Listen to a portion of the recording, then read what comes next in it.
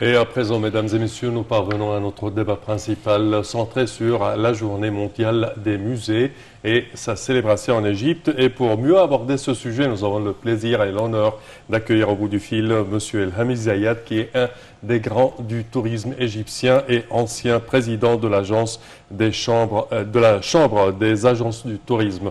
Bonjour, M. El-Hami. Bonjour. Premièrement, cette journée mondiale des musées. Alors, ça devrait avoir, je dirais, quelques traits de célébration ici en Égypte. On a plein de musées. Est-ce que, par exemple, ça peut être envisagé prochainement que cette journée aura une célébration quelconque dans les rues du Caire ou Luxor ou Aswan? Oui, absolument. Écoutez, moi j'ai bien vu le film, il est très bien conçu. Et nous avons bien sûr quelques dizaines de musées Oui. qui plaisent à tous les goûts. Mais et il y a des agences spécialisées qui font des tours spécialement, qu'on appelle des voyages à thème. Oui. Ils viennent pour voir certains musées, quels qu'ils soient. Alors, il y a qui viennent pour voir le musée d'art moderne, le musée d'art pharaonique, les musées coptes, musulmans, etc. Nous avons tous les genres de musées en Égypte. Et ça, c'est très intéressant, depuis le moderne jusqu'au pharaon. Je vous ai interrompu. Non, je voudrais aborder premièrement un des musées récemment inaugurés, celui de la civilisation égyptienne. Si vous pouvez un tout petit peu nous élucider sur son contenu.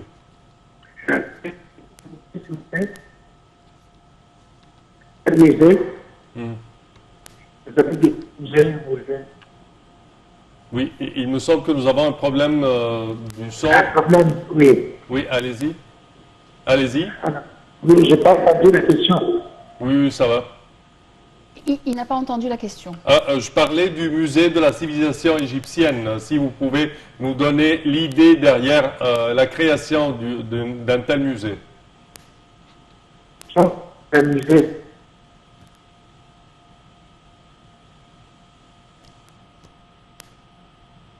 Il me semble que nous avons un problème d'écoute. On va essayer de le régler. Petite pause, chers téléspectateurs, et on vous retrouve tout de suite après.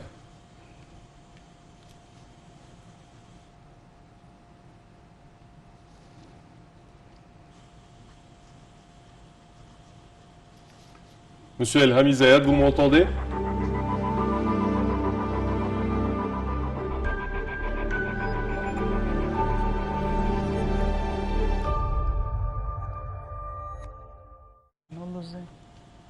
Et de retour, chers téléspectateurs, avec notre invité, Monsieur El-Hami Zayat, qui est ancien président de la Chambre des agences de tourisme.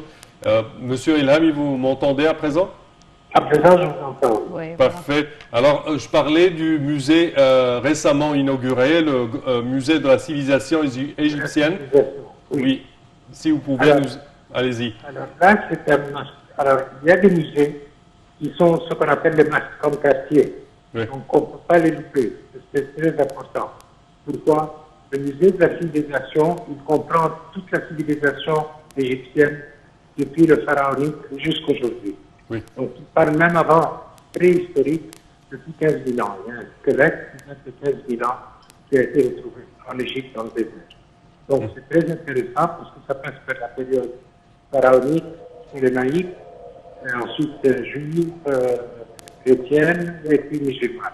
Donc, il passe par tous les âges et c'est vraiment très intéressant. Et en plus, dans ce musée, nous avons les 22 rois et reines qu'on peut choisir. On a bien sûr les momies des rois et reines. On avait un défilé splendide qui a eu lieu l'année dernière. Oui. Pour transporter ces momies du musée égyptien. C'était très mal fait, très mal fait. C'était au second étage. Maintenant, c'est vraiment spectaculaire. C'est pharaonique, on peut dire. Ça donne leur importance.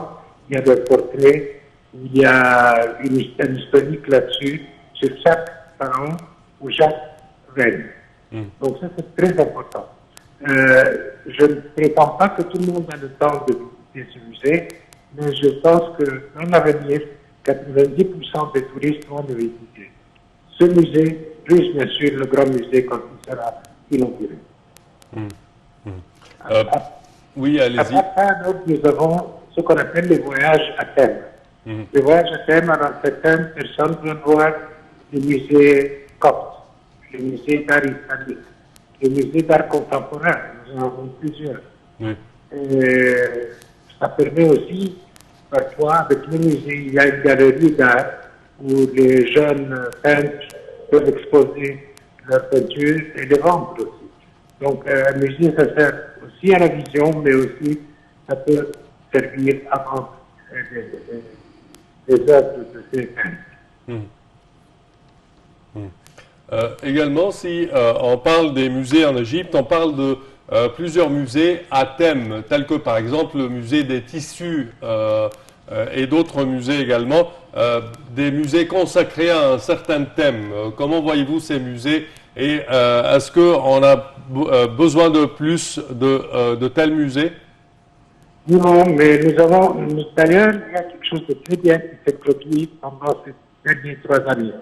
C'est des musées dans les régions, c'est-à-dire dans le musée d'Urkada, le musée de Sharm el-Sheikh, Oui. le musée de... Il y a un autre musée qui a ouvert aussi récemment. Ça, c'est très important parce que si le touriste, par exemple, vient à Urkada ou à Sharm el-Sheikh, seulement Urkada, 10% vont voir Luxor, et de Sharm el-Sheikh, uniquement 5% vont voir Luxor ou le Caire. Donc, c'est très important de leur avoir transporté quelque chose qu'ils peuvent voir et prendre une idée de ce que l'Égypte a à offrir. Et ça veut dire un second voyage, bien sûr, pour voir les trésors qui sont dans ces musées égyptiens sur le long de la vallée du Nil. Alors, le troisième musée dont je voulais parler, c'est le musée de Rosette. Et vous savez, Rosette, c'est important parce que la pierre de Rosette a été découverte là-bas. Et puis, on sait bien sûr que c'est un point important. C'était la capitale choisie au lieu d'Alexandrie par les Arabes. Alors, c'est une ville intéressante, mais le musée est intéressant aussi. Également, parmi les musées, on parle du rue Al-Mu'izz comme étant un musée à ciel ouvert et la région tout entière de Al-Azhar et Khan Khalili. Absolument. Alors là, on parle de notre art, c'est l'art mamelouk, bien sûr, et un tout petit peu l'art turc, mais c'est surtout l'art mamelouk. Oui. C'est dans cette période, dans cette région. Alors on a des musées, des mosquées splendides, des madrasas et des sabines. Les sabines, c'était pour l'eau, pour que les gens puissent boire de l'eau en passant.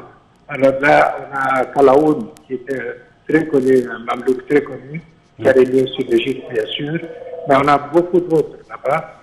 Et c'est une partie très importante du Caire. Et ça a été refait, bien sûr, dans les années 90 par le ministre à l'époque, M. Farouk Hasni. Oui. Et c'est quelque chose de vraiment, s'il y a du temps, il faut le voir. Parce que ça indique la moyenne période. Et plus, il y a les portes du Caire. Parce que le Caire, bien sûr, était entouré, comme toute cité, d'une muraille. Et ces murailles avaient des portes. Alors, il y a Bab el-Nasr, Bab el-Loup, Oui, ça. il y a toutes les portes. Certes. Monsieur Elham Izayat, au terme de cette édition, je tiens à vous remercier de vos explications. Merci à vous. Ce fut un plaisir et un honneur. Merci à vous. Je répète que vous êtes un des grands du tourisme égyptien et également ancien président de la Chambre des agences de tourisme. Merci à vous. Chers téléspectateurs, au terme de cette édition, je tiens à vous remercier d'avoir été des nôtres et je tiens également à remercier ma collègue Yara. Merci Semeh, merci mesdames et messieurs et à la prochaine.